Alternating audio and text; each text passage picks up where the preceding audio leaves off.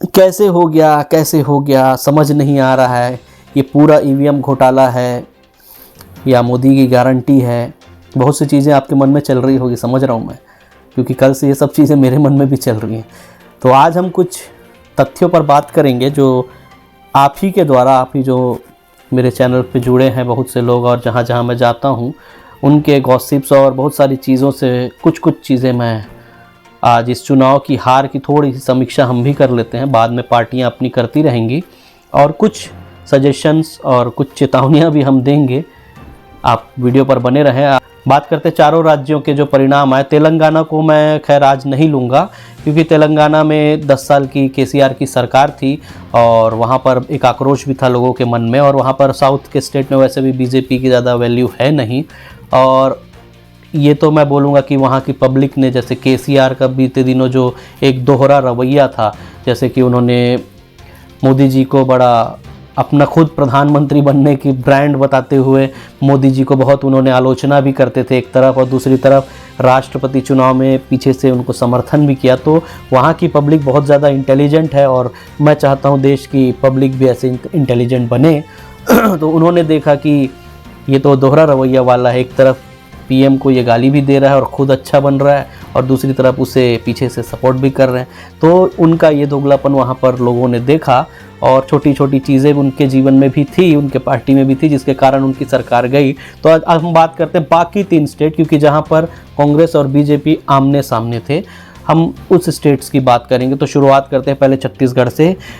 कर्ज माफ़ी हो, एमएसपी हो, बिजली बिल हाफ हो गया, छत्तीसगढ़ियावाद, बेरोजगारी भत्ता, ऐसे कई स्कीम्स थे। हेल्थ सेक्टर पे भी बड़े बड़े स्कीम्स भूपेश बघेल जी ने प्रस्तुत किए। कर्ज माफ़ी एक ऐसी उनका वेपन था, एक हथियार था, जिसके कारण वो खुद सत्ता में आए थे, और उन्होंने किया भी, पहले ही दिन उन्होंने किया। और इतना बड़ा काम जो पूरे देश में शायद किसी सरकार ने शायद ना किया हो, या किया भी हो तो मुझे आइडिया नहीं है।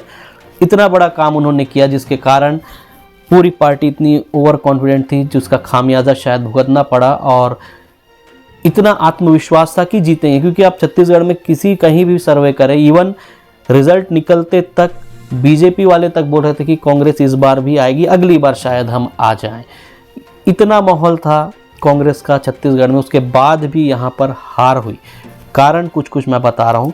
पहला कारण, शुरुआत में जब टिकट वितरण हुआ तो 21 विधायकों का टिकट काटा गया। पिछले चुनाव में बीजेपी के महज 15 विधायक यहाँ पर थे। 75 सीटों पर, लगभग 75 सीटों पर कांग्रेस के विधायक थे, उसमें से 21 विधायकों का टिकट काटा गया। कुछ कारण निष्क्रियता का था, और कुछ कारण सियासी गलियारों से खबर थी कि जिनमें से कुछ जो उप मुख्यमंत्री टीएस सिंहदेव जी के समर्थक थे, या टिकट वितरण में टीएस सिंहदेव के समर्थकों को टिकट नहीं दिया गया, जो एक खामियाजा जिसमें भुगतना पड़ा। और कुछ समर्थक थे जो चुनाव जीतने के बाद कहीं टीएस सिंहदेव जी मुख्यमंत्री बनने के लिए अपने समर्थक विधायकों के साथ दावेदारी ना कर ले, इसके कारण कई लोगों के टिकट काटे गए, और कई विधायक जो उन्हें समर्थन करते थे उनके भी टिकट काटे गए। तो ये एक बड़ा कारण बना, जो बड़ा कारण नहीं, एक छोटा ही कारण समझ लीजिए। ये भी बहुत बड़ा इफेक्टिव नहीं था, क्योंकि जिस हिसाब से भूपेश बघेल जी का यहाँ पर एक ऑरा था, वो बहुत पॉजिटिव ऑरा था, और 5 साल अगर वो विपक्ष में रहेंगे भी तो निश्चित वो एक दमदार विपक्ष के तौर पर ही खड़े होंगे, क्योंकि उनकी एक्टिविटी बहुत अच्छी तेज़ है। तो ये एक छोटा सा ये कारण है जो उनका ऑरा को पर उन्होंने और लोगों ने बहुत विश्वास किया, लेकिन कुछ अपने ही लोगों ने उन्हीं के पार्टी वर्कर्स की नाराज़गी का सामना भी उन्हें इस चुनाव में करना पड़ा। दूसरा है कर्मचारी वर्ग, जो संविदा कर्मचारी, जो डेली वेजेस, जो कॉन्ट्रैक्ट बेसिस पर होते हैं, उनकी एक नाराज़गी थी, क्योंकि उस साफ दिखी, क्योंकि पोस्टल बैलेट के जब काउंट हुए तो उसमें 80 to 90% वोट बीजेपी को गया, कांग्रेस को वोट उसमें बहुत कम पड़ा पोस्टल बैलेट में। क्योंकि कर्मचारी वर्ग, एक तो पिछले चुनाव के इनका वादा था कि संविदा कर्मचारियों को ये नियमितीकरण करेंगे, परमानेंट करेंगे, लेकिन उस वायदे से ये वादा पूरा नहीं हुआ। ये वादा पूरा नहीं हो उसका भी उतना दुख नहीं था जितना कि लोगों को ट्रांसफ़र तक इस सरकार ने 5 साल में नहीं किया। जो स्थानांतरण होता है, ट्रांसफ़र्स तक के लिए लोग तड़पे हैं इन 5 साल में, जहाँ तक मुझे जानकारी लोगों से मिलती है, जहाँ पर अन्य लोग जो मुझे कमेंट्स में करते हैं, बहुत से लोग, मतलब प्रशासनिक स्तर पर जो ट्रांसफ़र होता है, ये नहीं कि वहाँ पर स्थान रिक्त नहीं है, उस जगह पर स्थान रिक्त होने के बावजूद ट्रांसफ़र नहीं दिया जा रहा था। तो कर्मचारी वर्ग खासा नाराज़ था और बहुत से हैवी ड्यूटी भी उन्हें करवा दिए जाते थे। 6 बजे 5 बजे के ऑफ उनका ड्यूटी ख़त्म होता तो रात के 8-8 10-10 बजे तक, संडे को भी काम करने पर मजबूर। बहुत सारी चीज़ें कर्मचारी वर्ग में एक आक्रोश था। हालांकि वो काम करवा रहे थे लेकिन अपनी पर्सनल लाइफ उनकी थोड़ी सी दिक्कतों में आ रही थी। इसके कारण कर्मचारी वर्ग बहुत ज़्यादा नाराज़ था।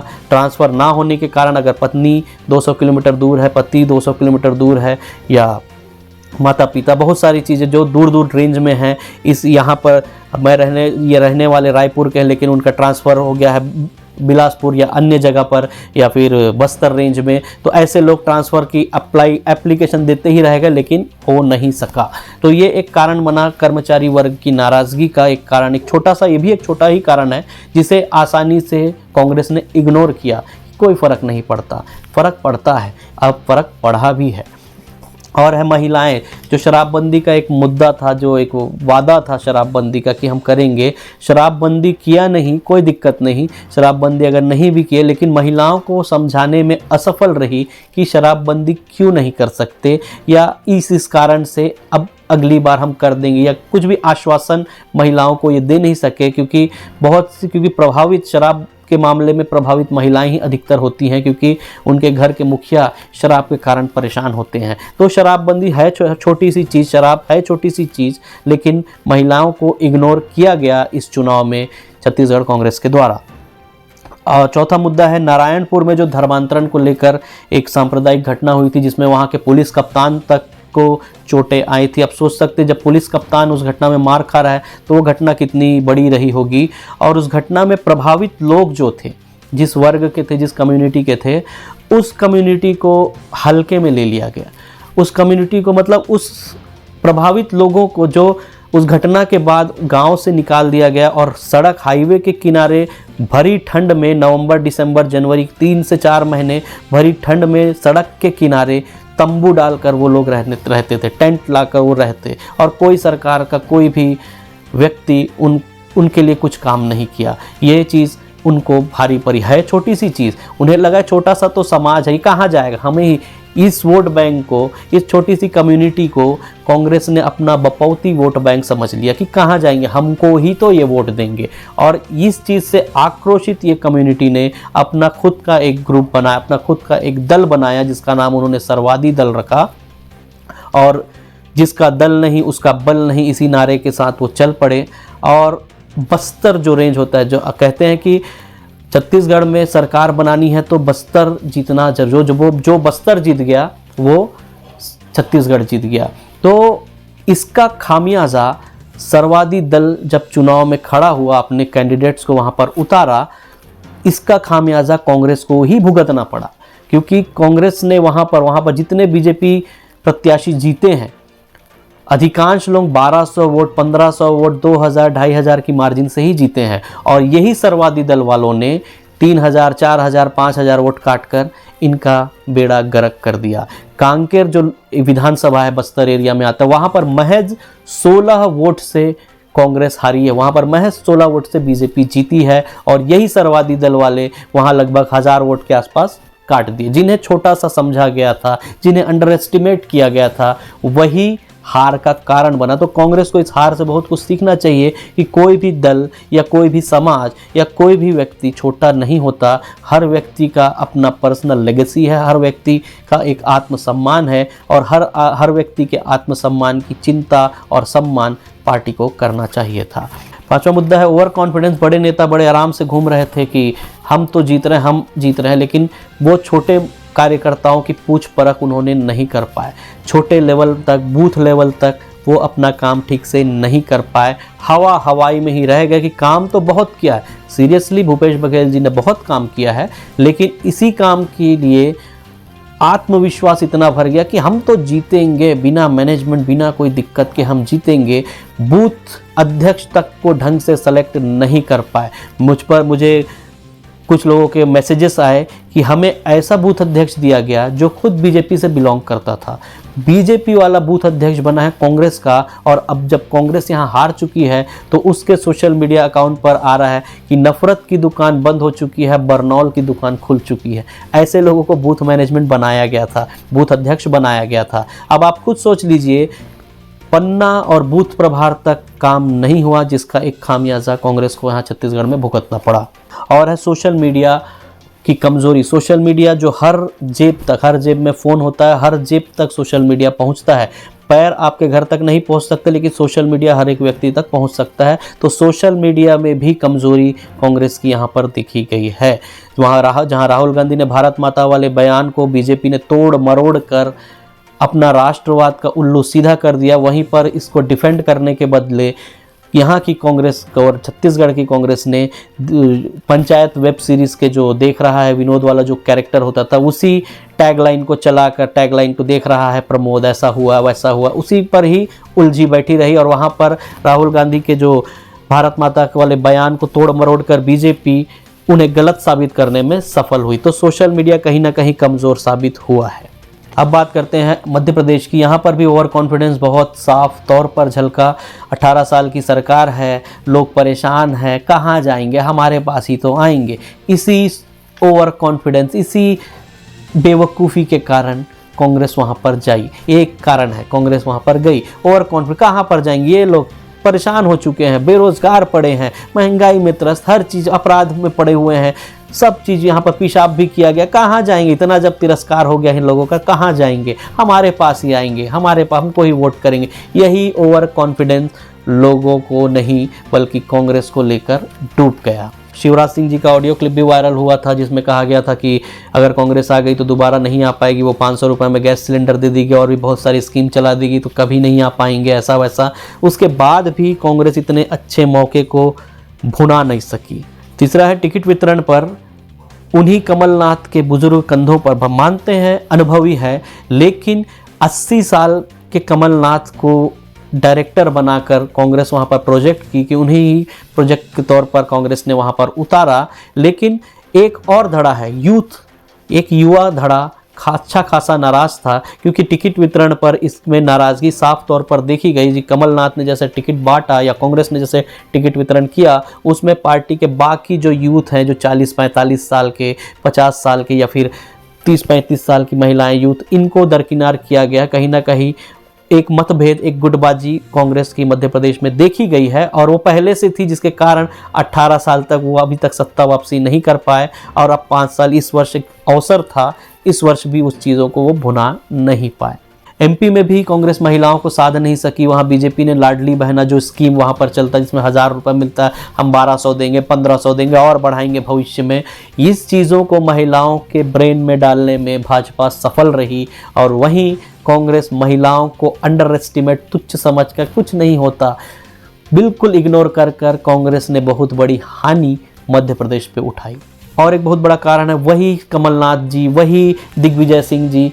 मध्य प्रदेश में अगला पीढ़ी कब आएगा, अगले पीढ़ी को कमान कब मिलेगी, ये एक बहुत बड़ा फैक्टर था कि वही पुराने चेहरों पर अभी भी दाव। अरे वो 80 साल के बुजुर्ग हो चुके हैं, कई बच्चे हैं जो अभी 40-50 साल के हो गए, वो वही फेस देख कर बोर हो चुके हैं। कांग्रेस के लोग ही बोर हो चुके हैं, मध्य प्रदेश कांग्रेस के लोग ही बोर हो चुके हैं वही चेहरे देख कर। तो नए पीढ़ी को कब कमान मिलेगी, ये एक चीज़ कांग्रेस को हानि पहुंची। और कांग्रेस को इस चीज़ पर काम करना भी चाहिए, जो दूसरी पीढ़ी है उसे मौका देना भी चाहिए। और रहा सवाल मोदी की गारंटी, चाहे मध्य प्रदेश हो, चाहे छत्तीसगढ़ हो, चाहे राजस्थान हो, मोदी की गारंटी पर लोगों ने कितना विश्वास किया ये तो नहीं पता, लेकिन इस गारंटी को एक एक दरवाज़ा खटखटा कर उनके कार्यकर्ताओं ने लोगों के मन में डाला। ये क्रेडिट मोदी जी से ज़्यादा उनके कार्यकर्ताओं को जाना चाहिए, जो इनकी गारंटी को घर घर तक लेकर गए। तो इसलिए मोदी की गारंटी अब 5 साल में कितनी पूरी होगी नहीं होगी ये बात का बात है, लेकिन ये जो गारंटी थी इसको उन्होंने चुनाव में बखूबी भुनाया है। अब बात करते हैं राजस्थान की। ओवर कॉन्फिडेंस यहाँ पर भी था, काम यहाँ पर भी था। छत्तीसगढ़ में जैसे भूपेश बघेल जी ने काम किया, वैसे यहाँ पर अशोक गहलोत जी ने काम किया, और वह same to same as it is ऐसे ही ओवर कॉन्फिडेंस इनको लेके डूबा। लेकिन राजस्थान की एक सबसे बड़ी बात थी यहाँ की गुटबाजी। सचिन पायलट जब अपने ही मुख्यमंत्री और अपनी ही सरकार के खिलाफ जिस दिन धरने पर बैठे और खिलाफ हुए थे, इन दोनों के बीच में कांग्रेस पैचअप नहीं करवा पाई थी, इन दोनों का पैचअप नहीं करवा पाई थी। इन दोनों में अभी भी गुटबाजी और मतभेद था ही। ये टिकट वितरण पर भी सामने आया। वही सेम चीज़ जो छत्तीसगढ़ में हुआ कि ये जीतने के बाद कहीं विद्रोह ना कर ले, इसलिए टिकट में हेरफेर बहुत सारी चीज़ें हुई और यही कारण बनी। ये भी एक कारण है कि कांग्रेस इन दोनों के बीच में पैचअप नहीं करवा पाई। गुटबाजी राजस्थान को ले डूबी। यहाँ पर भी मोदी की गारंटी का क्रेडिट मोदी जी से ज़्यादा वहाँ के कार्यकर्ताओं को जाना चाहिए, जो घर घर में जाकर मोदी की गारंटी का प्रचार करने में और लोगों के माइंड में इस चीज़ को डालने में सफल रहे। ये 3 राज्यों की हार बीजेपी के लिए तो बहुत बड़ा ऑक्सीजन क्या, बीजेपी को तो गदगद और आत्मविश्वास से तो भर दिया। लेकिन अगर ये 3 स्टेट का चुनाव अगर कांग्रेस जीतती तो एक संजीवनी से कम नहीं होता। लेकिन इन 3 राज्यों की हार से सीखने को बहुत कुछ है कांग्रेस और अन्य विपक्षी दल, जैसे इंडिया गठबंधन हो गया, उसमें जितनी पार्टियां हैं, सीखने के लिए इस चुनाव में बहुत कुछ है, इनसे सीखना चाहिए। जहां पर छत्तीसगढ़, राजस्थान, मध्य प्रदेश में सीएम हम बनेंगे, मैं बनूंगा की दौड़ में जाने के चक्कर में चुनाव हार गए, वहीं भाजपा से इनको सीखना चाहिए, भाजपा से कांग्रेस को सीखना चाहिए, भाजपा से इंडिया गठबंधन के हर एक दल को सीखना चाहिए कि बीजेपी के पास छत्तीसगढ़ में कोई मुख्यमंत्री का चेहरा नहीं था, नेता ही नहीं था। भले 15 साल रमन सिंह जी ने सरकार चलाया है, लेकिन उन पर भी पूरा विश्वास भाजपा को नहीं था। 15 सीट पर घुटने में थी छत्तीसगढ़ में भाजपा, कोई नेता नहीं था सीएम प्रोजेक्ट के लिए। लेकिन वहाँ के लोगों ने, वहाँ की पार्टी ने, वहाँ की टीम वर्क ने आपस में इतना अच्छा काम किया कि मुख्यमंत्री बनते रहेंगे, कोई भी बने मुख्यमंत्री, पहले सत्ता तो पाले। मध्य प्रदेश में भी यही था। शिवराज सिंह की स्थिति भी, मुख्यमंत्री प्रोजेक्ट नहीं किया गया था, शिवराज सिंह को अंडर साइडलाइन कर दिया गया था, फिर भी उन्होंने मेहनत की और पूरी पार्टी ने मेहनत। पहले सरकार तो बना ले, मुख्यमंत्री देखा जाएगा बाद में, यही कारण था। राजस्थान में भी वसुंधरा राजे पूरे 5 साल न्यूट्रल थी, वहां पर भी सीएम का कोई फेस नहीं था बीजेपी के पास, लेकिन वहां के कार्यकर्ताओं ने, वहां के नेताओं ने एक होकर मेहनत किया और पहले जीते, मुख्यमंत्री बाद में देखा जाएगा। यही टीम वर्क, यही चीज इंडिया गठबंधन को, चाहे वो कांग्रेस पार्टी हो या उस गठबंधन का हर एक पार्टी को, यही चीज करना चाहिए। आप मन में लड्डू लेकर चल रहे हैं, मैं प्रधानमंत्री बनूंगा, मैं प्रधानमंत्री, केजरीवाल जी बोल रहे हैं मैं प्रधानमंत्री बनूंगा, ममता बनर्जी मैं बनूंगी, शरद पवार मैं बनूंगा, राहुल गांधी जी अलग मैं प्रधानमंत्री बनूंगा, अखिलेश यादव अलग मैं प्रधानमंत्री बनूंगा। अरे बनना सभी बनना भाई प्रधानमंत्री, पहले जीत तो जाओ। बीजेपी ने क्या किया 3 राज्यों में, एक भी मुख्यमंत्री का चेहरा नहीं था तीनों राज्यों में, लेकिन उन्होंने टीम वर्क के साथ मेहनत किया। अरे देखा जाएगा बाद में जो भी बने, पहले हमारी सत्ता तो आए। आज ये चीज टीम वर्क किसी भी विपक्षी दल में नहीं है, ना कांग्रेस में है, ना ही इंडिया गठबंधन के किसी भी दल में ये टीम वर्क, ये एफर्ट नहीं है। वो ये चाहते ही नहीं, वो पहले अपना पीएम, पहले अपना सीएम, मैं बनूंगा। अरे पहले जीतो तो सही, बाद में बनते रहना। इस चीज की लड़ाई, पद की लड़ाई बाद में लड़ना, पहले जीत तो जाओ। अभी तृणमूल कांग्रेस ने बोल दिया है कि इंडिया गठबंधन की कमान हमें दे दो, हम चलाएंगे। अरे दीदी, इतना भी एक्साइटेड आप मत हो, पहले अपना किला बचाओ। नॉर्थ ईस्ट तो पूरा गया बीजेपी के अकाउंट में, अब वेस्ट बंगाल की बारी है, पहले अपना किला बचाओ, पहले जीत तो लो। इतना एक्साइटेड मत हो भैया, समझ रहे हैं। इंडिया गठबंधन वाले और कांग्रेस पार्टी के जितने लीडर्स हैं उनको मैं साफ बोल रहा हूं, पहले चुनाव जीतने में फोकस करो कि क्या चीज है। इस मोदी की गारंटी का तोड़ निकालो, इनके राष्ट्रवाद का तोड़ निकालो, तब पहले चुनाव जीतो। प्रधानमंत्री बनना आपका सपना होगा, लेकिन उस सपना को पूरा होने के लिए पहले मेजॉरिटी आने की जरूरत है। बहुमत आप कैसे लाओगे, इस चीज पर पहले फोकस करो। बाद में प्रधानमंत्री किसी को भी बनाओ, कोई दिक्कत नहीं है, वो आप तय कर लेना, पहले चुनाव तो जीत लो। कांग्रेस को खुद कर्नाटका से सीखना चाहिए। वहां पर जब वो चुनाव लड़े बीजेपी के अगेंस्ट, तो वहां पर किसी को सीएम प्रोजेक्ट करके वो नहीं लड़े, वहां पर कांग्रेस अपने विचारधारा से लड़ी और वहां पर जीती। बाद में सीएम का चुनाव किया गया, जहां पर डी के शिव कुमार ने खुद अपने आप को साइड किया कि नहीं, अभी इनको बना लो, हमारे पास उम्र बहुत है, आराम से कर लेंगे। ये चीज़ें सीखनी चाहिए। ऐसी चीज़ों को कांग्रेस नहीं सीख रही है, जिसका दुष्परिणाम कांग्रेस को ही झेलना पड़ रहा है। और सबसे बड़ी सर्जरी अब कांग्रेस को अपने सीनियर लीडर्स पर करनी पड़ेगी। कांग्रेस को एक जनरेशन को साइड करना पड़ेगा। जो 70 साल 80 साल के जो लोग हैं, 60 साल 70 साल 80 साल, इनको थोड़ा सा आपको साइड करना पड़ेगा और अगली पीढ़ी पर दांव खेलना पड़ेगा। भले परिणाम नतीजा तुरंत ना आए, लेकिन ज़रूर आ सकता है। तो कांग्रेस को बहुत ज़बरदस्त सर्जरी करने की ज़रूरत है। कांग्रेस की सोशल मीडिया को और ज़्यादा आक्रामक होने की ज़रूरत है। कांग्रेस की सोशल मीडिया को और नई स्ट्रैटेजी के साथ और नए नए कंटेंट के साथ लोगों के पास आने की ज़रूरत है। अब लगभग 4-5 महीने ही बचे हैं लोकसभा के लिए। बीजेपी तो आत्मविश्वास से भरपूर है, लेकिन कांग्रेस और इंडिया गठबंधन को ज़ीरो से स्टार्ट करना पड़ेगा। बहुत ज़बरदस्त सर्जरी की ज़रूरत है और बहुत कुछ सीखने की ज़रूरत है। और सबसे बड़ी बात, एक निस्वार्थ टीम वर्क की ज़रूरत है। पार्टी हित की ज़रूरत है। पार्टी हित की सोचने वालों की ज़रूरत है। इसीलिए बहुत कुछ अभी बचा हुआ है, पिक्चर अभी ख़त्म नहीं हुआ है। ये पहला चुनाव नहीं था और ना ही ये देश का आखिरी चुनाव था। इस देश में 50 चुनाव हो चुके हैं और आगे और 50 चुनाव होंगे। तो आज जो खुशी मना रहे हैं वो खुशी मनाने दो, जो दुखी हैं उन्हें खुद सर्जरी करने की ज़रूरत है। तो परिणाम आगे भी आएंगे, चुनाव आगे भी होंगे। आपको तय करना है, पार्टियों को तय करना है कि आप अपनी स्ट्रैटेजी कितना चेंज कर रहे हो और आप उसमें कितना फेरबदल कर रहे हो। तो आज के लिए इतना ही। अगर आपको अपने और कुछ विचारों को रखना है या मैं कुछ चीज़ मिस कर गया, उसको आप कमेंट सेक्शन में डाल सकते हो। मैं बिल्कुल उस चीज़ पर देखूंगा और आगे हम फिर से मिलेंगे। और वीडियो पसंद आया तो शेयर करिए, विशेष उनको शेयर करिए जो ज़्यादा से ज़्यादा इस परिणाम से दुखी हैं और कारण वो जानते हैं या जानना चाहते हैं। शेयर कीजिए इसे और पसंद आए तो सब्सक्राइब भी कीजिए। तब तक मिलते हैं हम अगले कार्यक्रम में। तब तक के लिए जय हिंद, जय भारत।